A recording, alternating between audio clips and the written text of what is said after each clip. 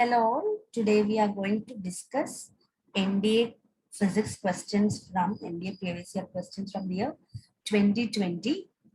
So in the year 2020, we had only one NDA exam. We didn't have 1 and 2. Only one exam was there. And we are going to discuss the questions, physics questions from that exam.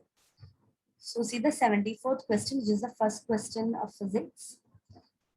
A liquid is kept in a glass beaker. Which one of the following statements is correct regarding the pressure exerted by the liquid column at base of the beaker? Options are: the pressure depends on the area of the base of the beaker.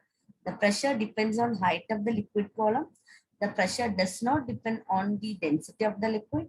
The pressure neither depends on the area of the base of the beaker nor on the height of the liquid column. Okay, so please try the question. Please try whether you are able to solve it. Read the options clearly. Read all statements clearly, and you have to note. In some questions, they'll be asking correct statements. In some questions, they'll be asking incorrect statements. So you have to be careful. You have to see what they're asking. So here they're asking correct option.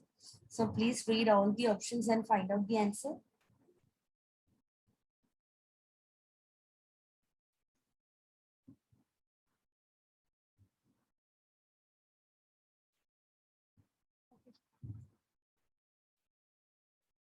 Shall I say the answer? Answer is the pressure depends on height of the liquid column. Pressure depends on height of the liquid column. So let's see how that is coming. So suppose we have a container and that has a liquid or a column. Liquid column is there. Small glass tube or something. Test tube or something where we have a liquid. Then we have to find pressure at any height or any depth. So here they are asking base of the beaker. So the depth is the base. Depth is up to base. Okay, so here we have to find the pressure. So pressure exerted by a liquid is equal to HdG.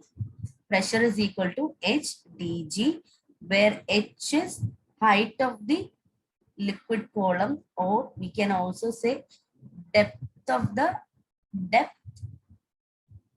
liquid. Suppose here it is coming over this depth, so this is the depth. So this we can call either depth or we can call it as height of the liquid column. Then it depends on density. It depends on acceleration due to gravity. Acceleration due to gravity. G, we all know it is acceleration due to gravity. So on what all factors it depends: height of the liquid column or depth, density of the liquid, acceleration due to gravity. Now see all the options. Pressure depends on the area of the base of the beaker. That is not true, isn't it? It do not have any parameter area in this equation. Pressure depends on height of liquid column. That is correct, isn't it?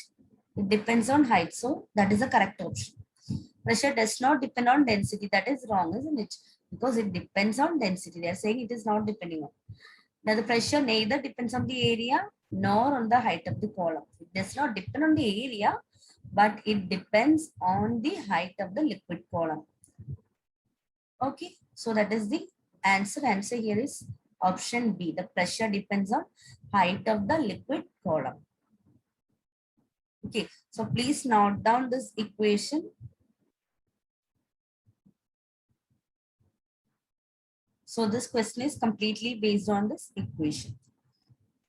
So those who know this equation might have got the correct answer. Are you getting the answer? Understood?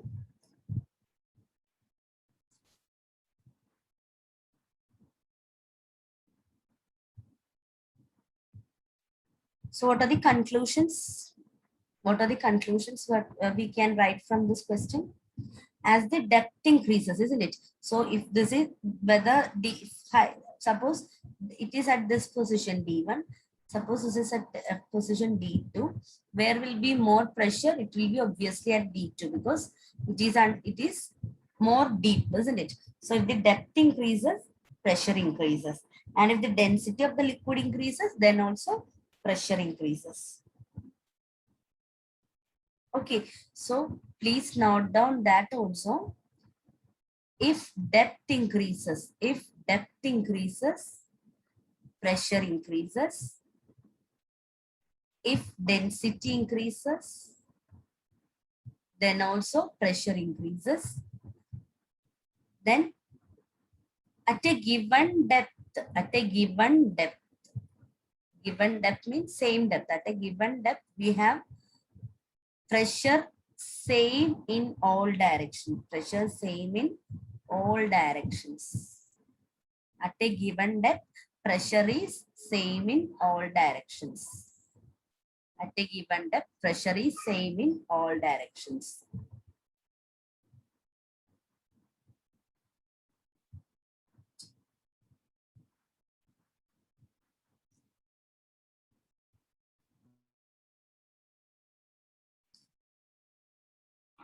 Next question. Which of the following statements is not correct regarding the travel of sound waves? Which of the following statements is not correct regarding the travel of sound waves? Options: sound waves can travel through water, sound waves can travel through air, sound waves can travel through steel, sound waves can travel through vacuum.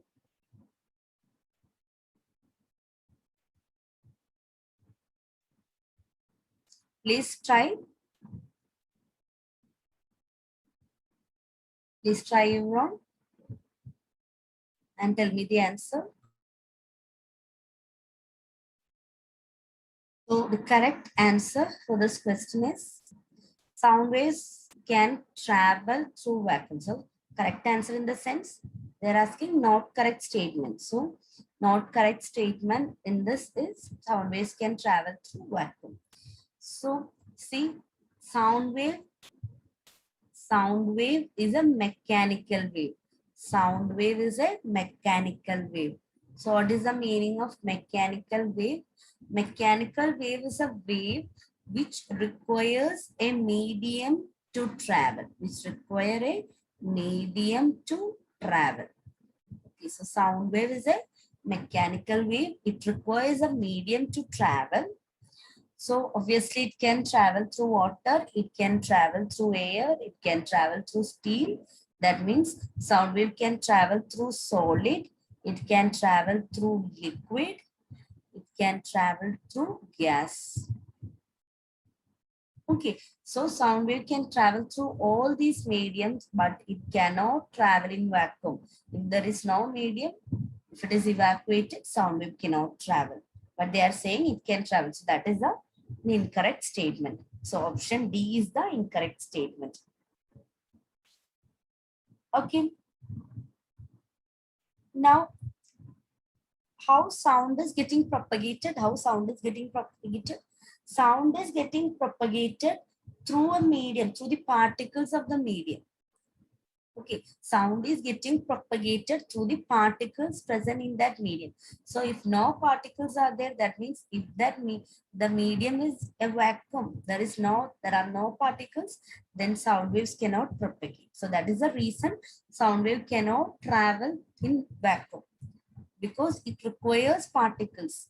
So it makes the particles vibrate. As a result, the sound wave is getting propagated. So if the sound wave is, if the medium is not having particles, there is no propagation of sound. So we cannot hear the sound. So sound wave can travel through vacuum. That is an incorrect statement. Yeah.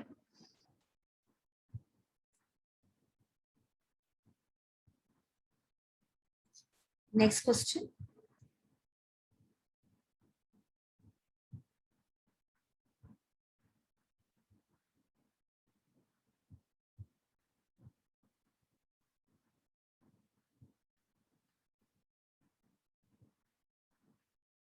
The correct relation between the radius of curvature R and focal length F of a spherical mirror is.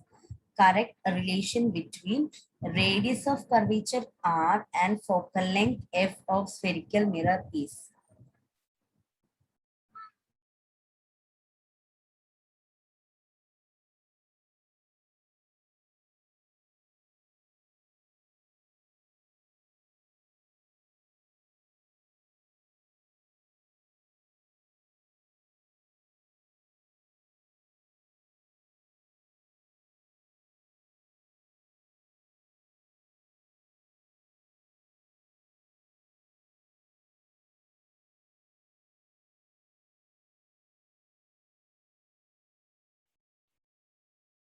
Okay.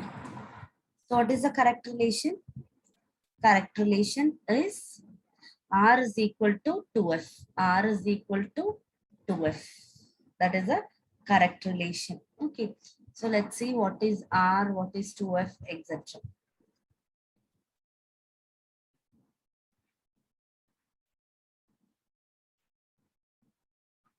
Suppose this is a mirror, spherical mirror.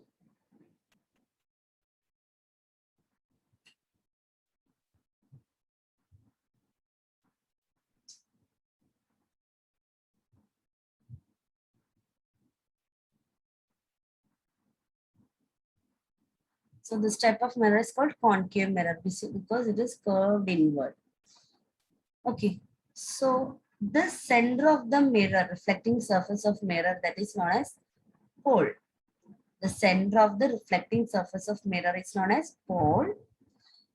Then this mirror forms the part of a circle. This mirror forms the part of a circle, isn't it? This mirror forms the part of a circle.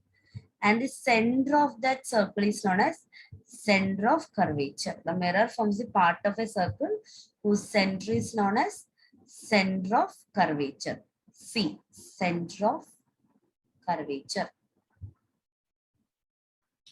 Center of curvature. Then half of that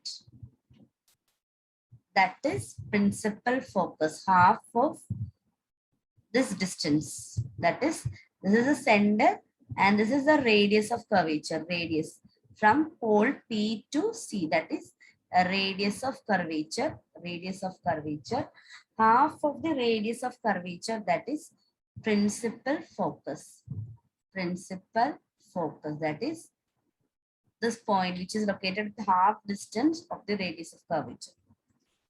Okay, and the length from pole to principal focus is known as focal length. This length is known as focal length. Okay, so radius of curvature, that is double of focal length, 2F. R is equal to 2F. That is the correct option. Okay, now this axis, what is this axis known as? This axis is known as principal axis. This axis is principal axis. Okay, so what are the things coming? Pole, which is the center of the reflecting surface. Then center of curvature, that is the center of the circle of which the mirror forms a part. Then the radius of that circle is known as radius of curvature. And we have a point known as focus, principal focus. And pole to that focus is known as focal length. And focal length is half of radius of curvature, or radius of curvature is double of focal length. So R is equal to 2F. That is the correct option.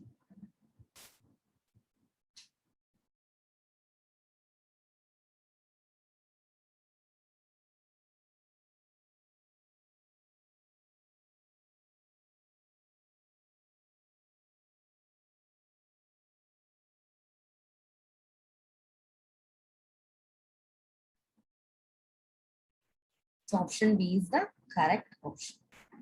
R is equal to 2F.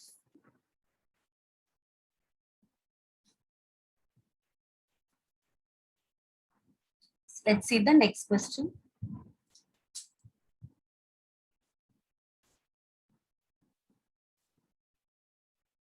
A lemon kept in water in a glass tumbler appears to be larger than its actual size It is because of.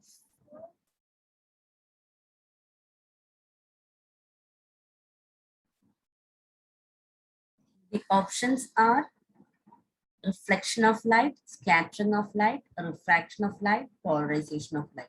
So what could be the reason? What could be the answer? The answer is a refraction of light. A lemon kept in water in a glass tumbler appears to be larger than its actual size. It is because of refraction of light. So let's see the refraction in detail. So what is refraction? When light travels from one medium to another. So medium 1 is here, medium 2 is here. When light travels obliquely, means at some angle from one medium to another, when it reaches the boundary, it refracts or it bends. It bends. When it travels obliquely from one medium to another, this light ray bends when it travels from one medium to another medium. So this ray is known as incident ray. This ray is known as refracted ray. Okay, so in this case, if we are keeping a lemon in the glass tumbler, the light enters from air and then it passes through glass, then it reaches again to the tumbler, isn't it? So what happens? So here the medium is changing, so refraction happens. So when the what is refraction actually? Bending of light. So because of that, the lemon appears to be larger. So the glass here acts like a lens. Glass here acts like a lens. Okay, so this lemon appears to be magnified. This is mainly because of refraction. This is because of refraction. Refraction is what happening in lens. Reflection happens in mirror. Refraction happens in lens. And here the glass container or glass tumbler acts as a lens. Then refraction takes place. Then we'll see like the object is little bit bigger, and that is due to the refraction. And what is refraction? What is the definition of refraction? It is the bending of light rays when light travels obliquely from one medium to another. Okay, so here the answer is the refraction of light.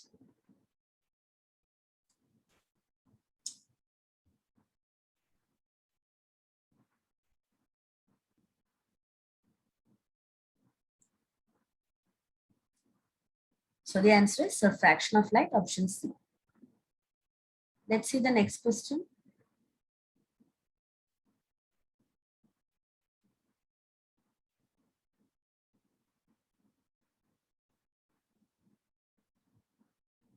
Light enters the eye through a thin membrane called. Light enter the eyes through a thin membrane called. Options: retina, cornea, pupil, iris. Please try.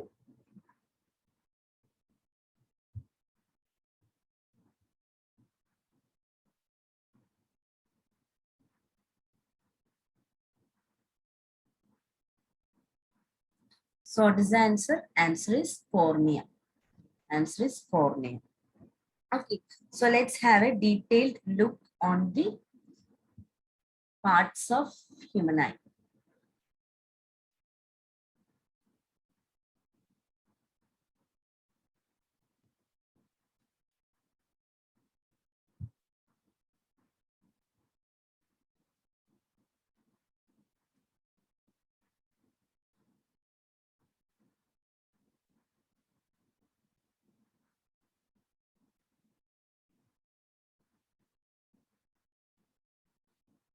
Okay.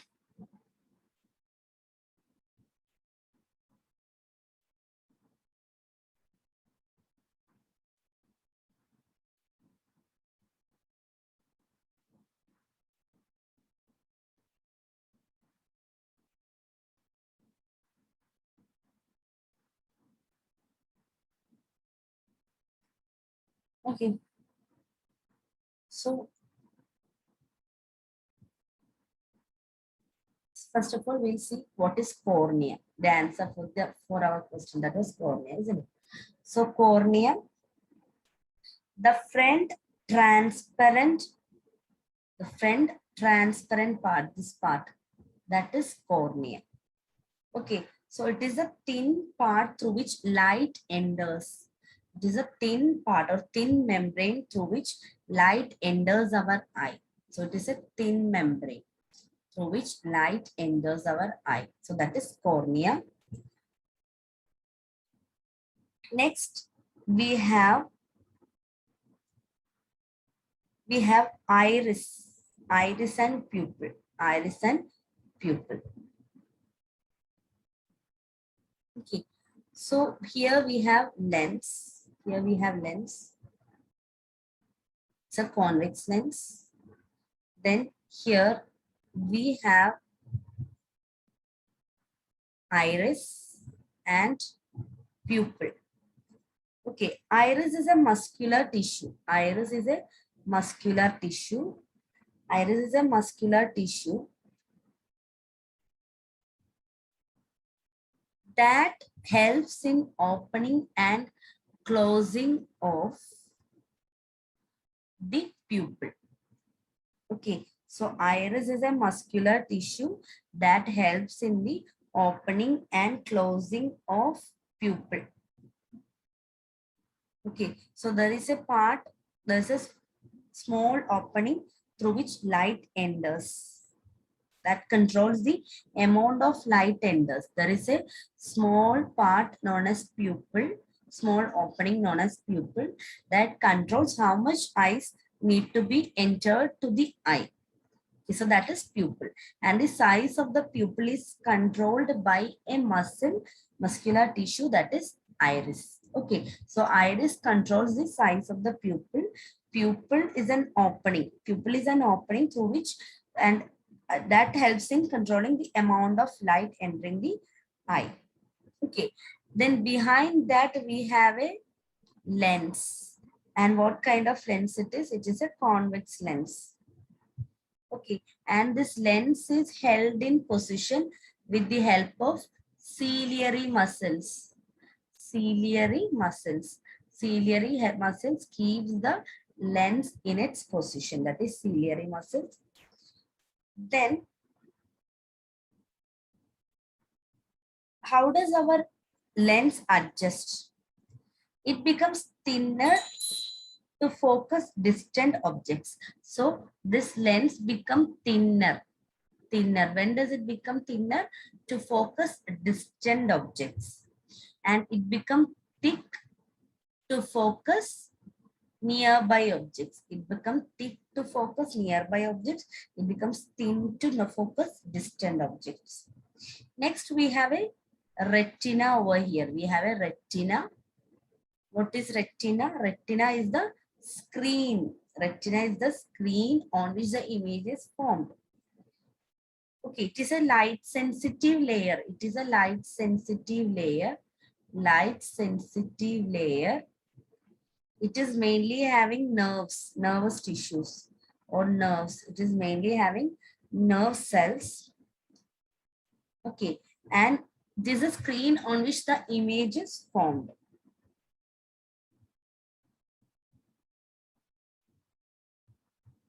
Next, we have optic nerve. We have optic nerve. Optic nerve. So what is optic nerve for? Optic nerve carries signals or impulses from this retina to the brain. Retina to the brain. Optic nerve carries the impulses from retina to the brain. Then the brain interpret and understand what is that image. Now the retina consists of rods and cones. Retina consists of two types of nerve cells, rods and cones. So cones are sensitive to bright light. Cones are sensitive to bright light. and it help in color vision. Cones help in color vision. You can remember like C. It helps in color vision. It helps in identifying the bright light. Now roads, what about roads? They are sensitive to dim lights. They are sensitive to dim lights. Now, the junction between the retina and the optic nerve, where we cannot have this rods or cones, it is not sensitive to light. That part is known as blind spot. The part where we do not have these rods and cones, it is a junction between retina and the nerve, and that junction is known as blind spot. That junction is known as blind spot.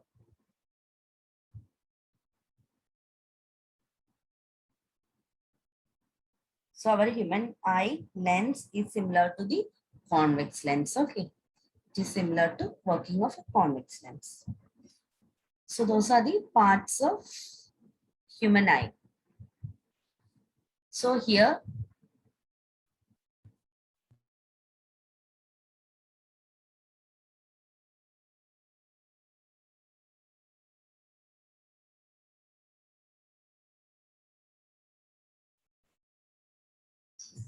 the answer is cornea.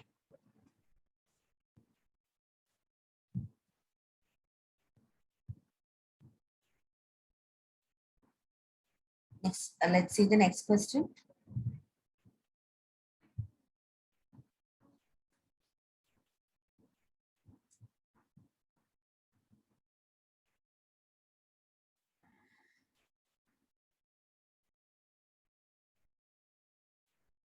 Next question.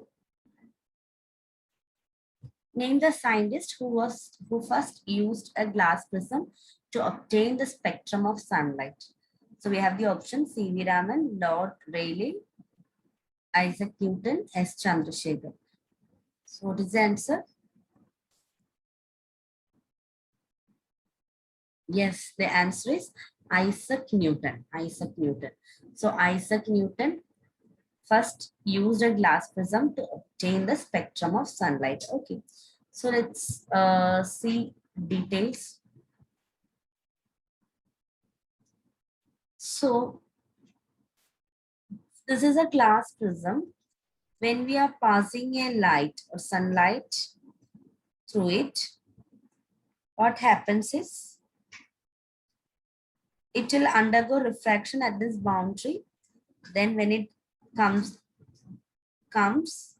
out also, it will undergo refraction, and this light splits into different colors. That phenomenon is known as dispersion. That phenomenon is known as dispersion. Splitting of light into its component colors. Splitting of light into its component colors, that is known as dispersion. So if white light is passed through a glass prism, it will undergo dispersion. It splits into different colors. Okay, now what are the colors? Vibgyor. We'll be getting 7 colors. Vibgyor, that is violet, indigo, blue, green, yellow, orange, red. So this band of colors is known as spectrum of light. This band of colors is known as spectrum of light.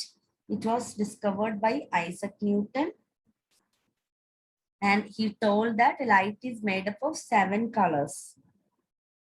Light is made up of 7 colors. Now, the violet color will be bending most. Violet color, which is having less wavelength, that is bending most.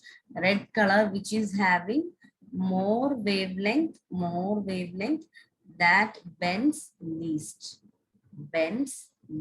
So it is present in this outer edge.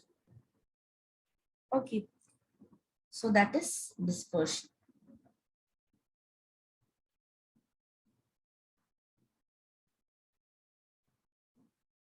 So here the answer is, we have already marked, it is Isaac Newton.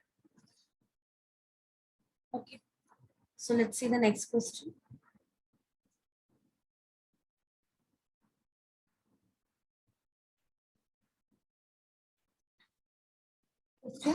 The cost of energy to operate an industrial refrigerator that consumes 5 kilowatt power working 10 hours per day for 30 days will be, given that the charge per kilowatt hour of energy is equal to 4. Options 600, 6,000, 1,200, 1,500.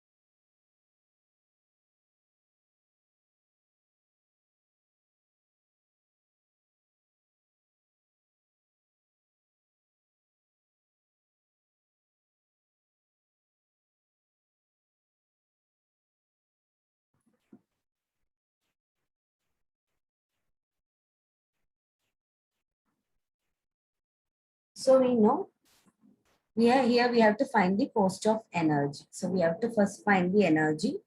So they have given power is 5 kilowatt and hours is 10 hours per day for 30 days. So total hours or total time is 10 into 30. 10 hours into 30. So that is 300 hours. Okay.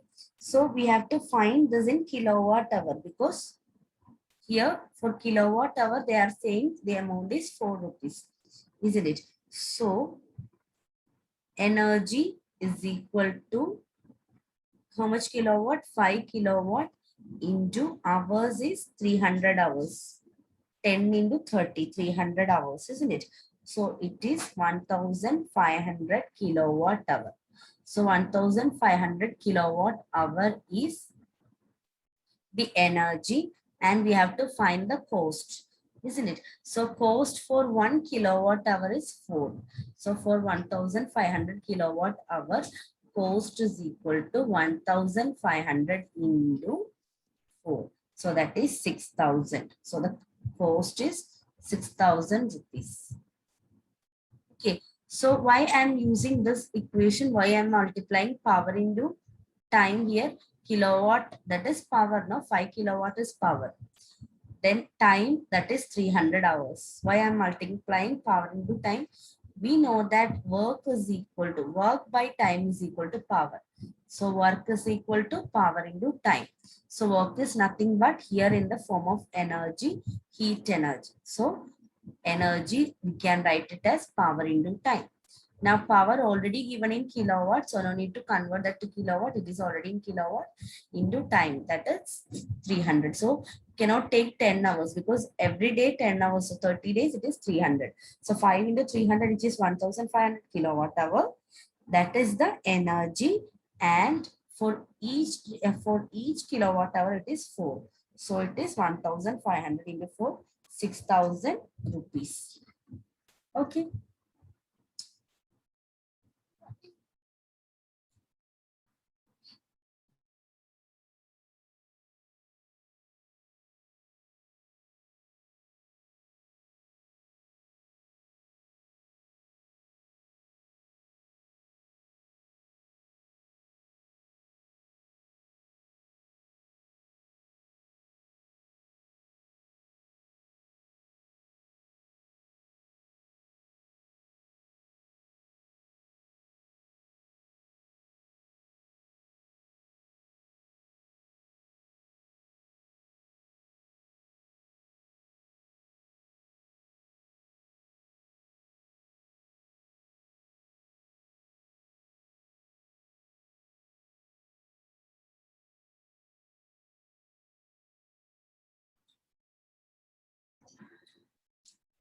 Next question. Which one of the following statements regarding magnetic field is not correct? Let's see the statements. Magnetic field is a quantity that is direction and magnitude. Magnetic field lines are closed curves. Magnetic field lines are open curves. No two magnetic field lines are found to cross each other. Okay, so read the statements very clearly and understand, and then then mark the correct option. So let's see some properties of magnetic field before answering this question. Obviously, magnetic field is a vector quantity. Magnetic field is a vector quantity. So that means what? It has both direction and magnitude. It has both direction and magnitude. That is correct statement. Now, suppose we have a magnet south, north,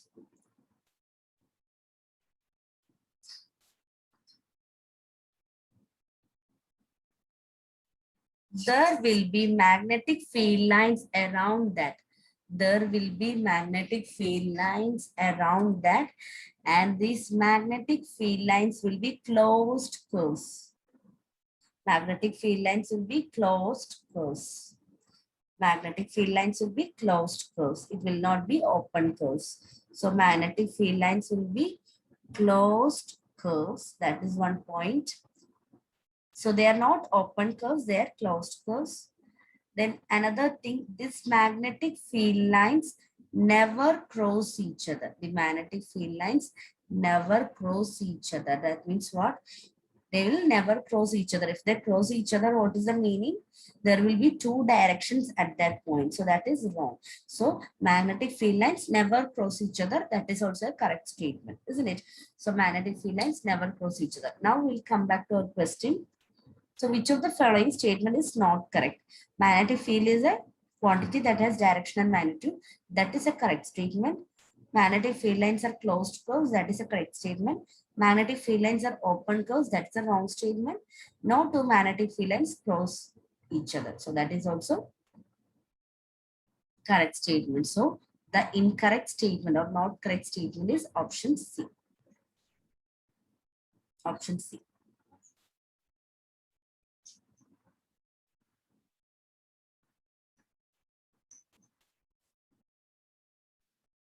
Next question. In an incandescent electric bulb, the filament of bulb is made up of which metal? Aluminum, copper, tungsten, silver. In an incandescent electric bulb, the filament of bulb is made up of which metal? Aluminum, copper, tungsten, silver. Which is the answer? The answer is tungsten. Okay. So what are the properties of tungsten that helps in using this metal as the filament of bulb? That is what we are going to see. So in a bulb, we have a filament. We have a filament inside that, and that filament is made up of tungsten. Okay, first of all, tungsten is a good conductor. Tungsten is a good conductor. Tungsten is a good conductor. Then the tungsten is having very high melting point. So it will not melt faster. It is having very high melting point. So it will not melt faster. It can withstand large hotness or very high hotness. It will not melt easily. Now, tungsten is having a large heating effect. Large heating effect. It will have a large heating effect, and due to this large heating effect, light is being produced in the incandescent lamp. Okay, high heating effect that helps in emitting light, that helps in emitting light.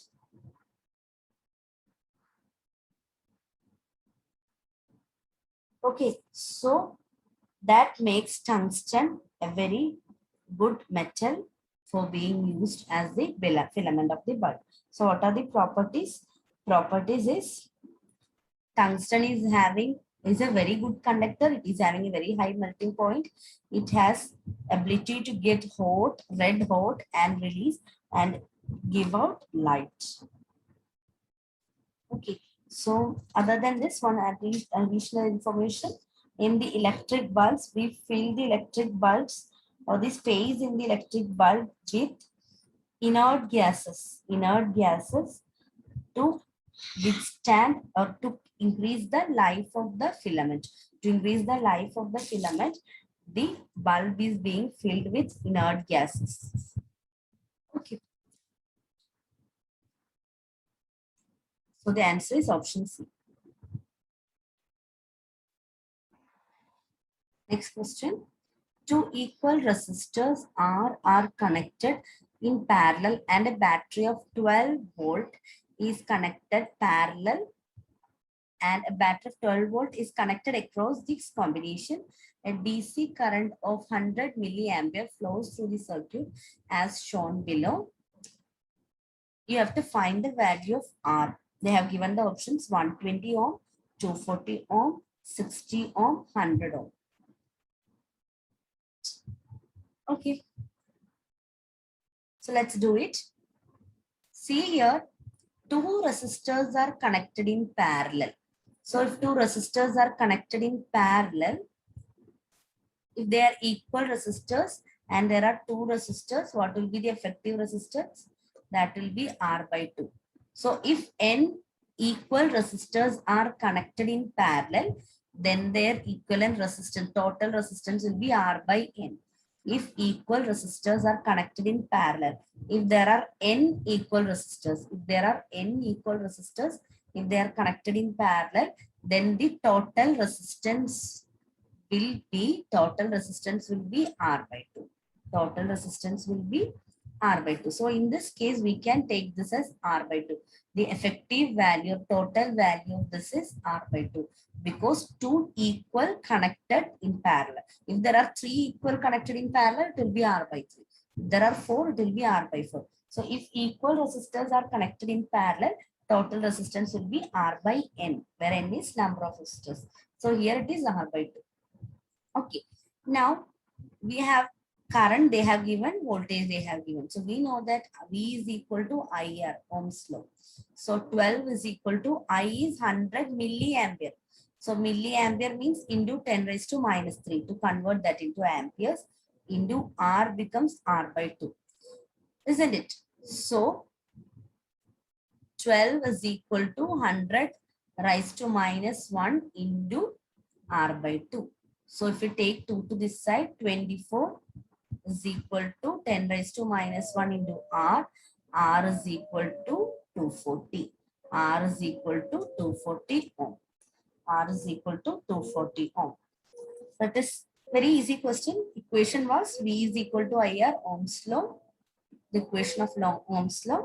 Now resistors when connected in parallel, equal resistors are connected means you have to just divide by how many resistors are there. So effective resistor or total resistance here is R by 2. So we are just putting I and V in that. We'll get the value of R as 240.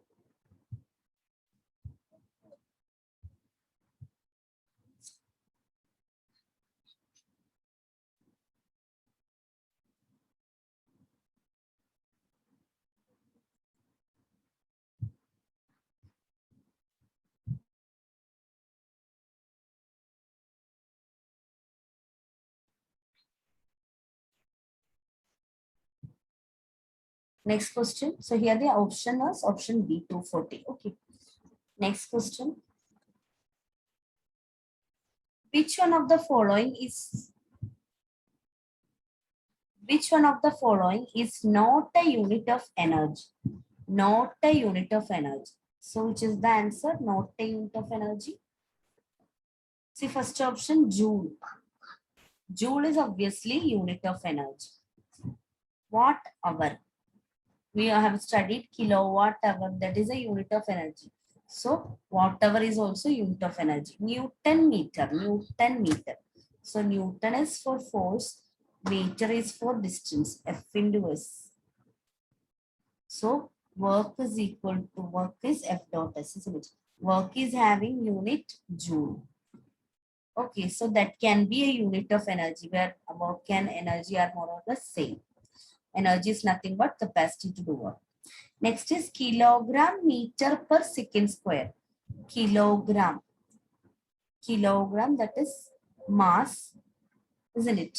So mass, meter, that is distance, by time square. So there is nothing to do with this equation for energy, isn't it? So this cannot be the unit of energy. This fourth option, that cannot be the unit of energy.